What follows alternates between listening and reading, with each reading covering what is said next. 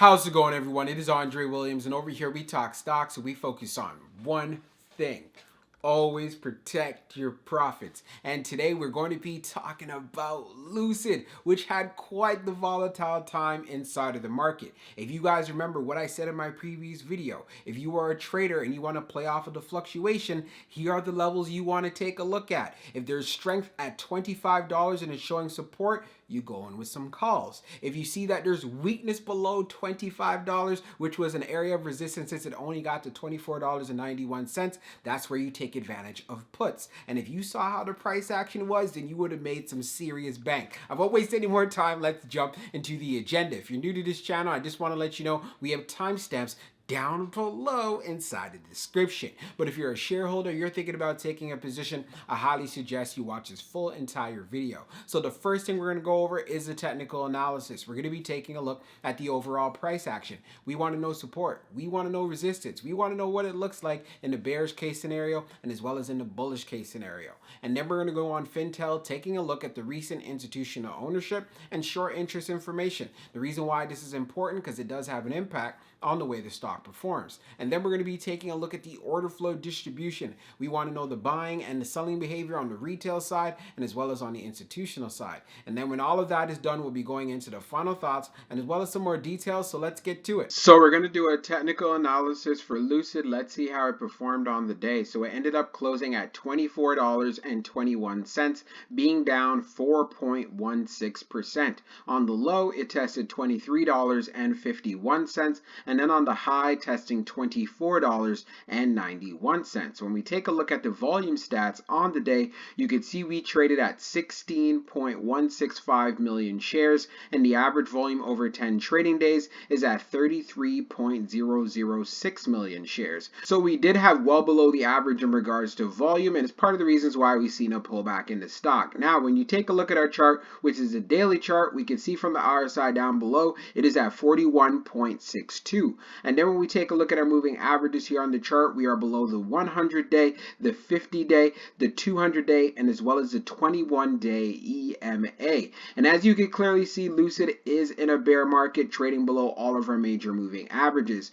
And like I was pointing out in the previous video, we were able to form a higher low yesterday, but of course we have broken through this pattern. We ended up seeing a low of $23.51. So if we continue to see some weakness in the market for tomorrow, I want to see if Lucid can hold up support right here around $22.86. Inside of the after hours, it is at $23.80 at the time of this recording. So it's going to be very interesting to see if it can test this level and show some strength. If it doesn't show any strength whatsoever, then the next level to look out for will be right here around $21.77. If we end up having some strength in Lucid, then we could see a turnaround and see if we can get back above $25. We know $25 is a psychological area. No surprises why we had resistance right at $24.91. So if it's able to get above $25, then you're going to want to see a move to the 21-day EMA around $26.14, which it's tried in the past, but it's unable to actually get there.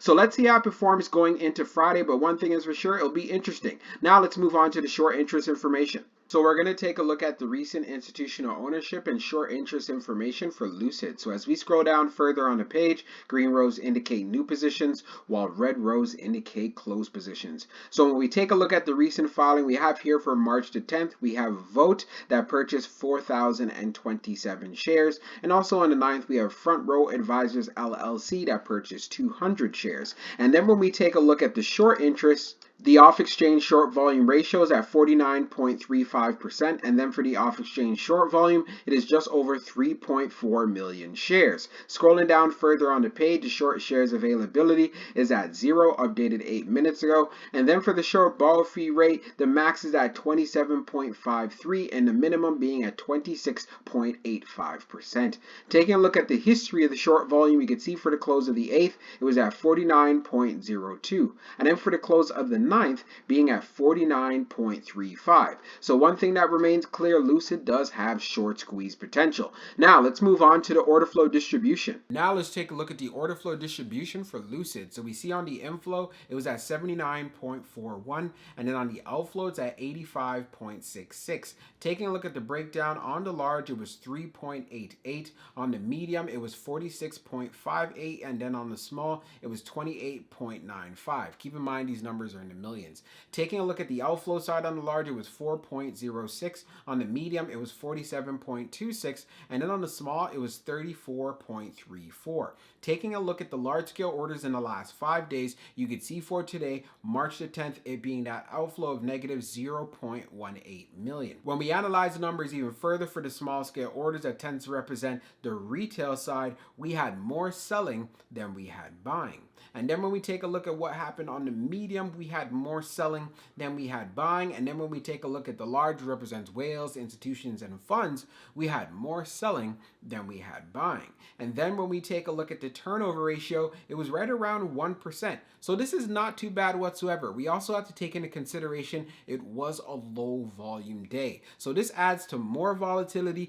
Plus, on top of that, it does show us it was low volume. Many people are still holding on to their positions. So let's get into the final thoughts and we'll go over some more details as well. So for my final thoughts for Lucid in regards to the price action, you guys know what I'm about to say. You want to see it get above $25. But if you see weakness inside of the market and it gets above $25, you already know there's a good opportunity to take advantage of some puts. Of course, this is not financial advice, but I'm showing you guys what my strategy is and what we talk about inside of the Discord. Also, if you want to go in with calls now, I would say you want to see some strength above that $25 level. You want to see it hold up. You want that confirmation, because if you don't get that confirmation, you are going to lose money on your calls. As far as where Lucid starts looking very weak in regards to the price is below $22.50. So that's an area you're going to want to keep a very close eye on, but there are opportunities in here. You just don't have to sit down with this play, especially if you are a trader. There's many ways to take advantage of the volatility we have in these markets. And since the CPI data came out, since it wasn't too far off from expectations, I did expect to see some weakness because we know inflation has been a concern. So we have to take a look at what's going on in the tech sector. So if the tech sector is going to be looking weak, we have to take advantage of those opportunities. We have to realize stocks just don't go straight up. They are going to have pullbacks. And guess what? Going into next week, we also do have the Fed meeting, which they're going to talk about how much they're going to raise interest rates by. So what does this mean? More volatility for us to take advantage of. Again, this is for all of my traders. For my long-term investors, you already know what my thought process is. I am not buying any more shares until this stock falls below $20. And I'm going to stick by that, and I'm not changing that for anyone. For yourself, figure out what is right for you.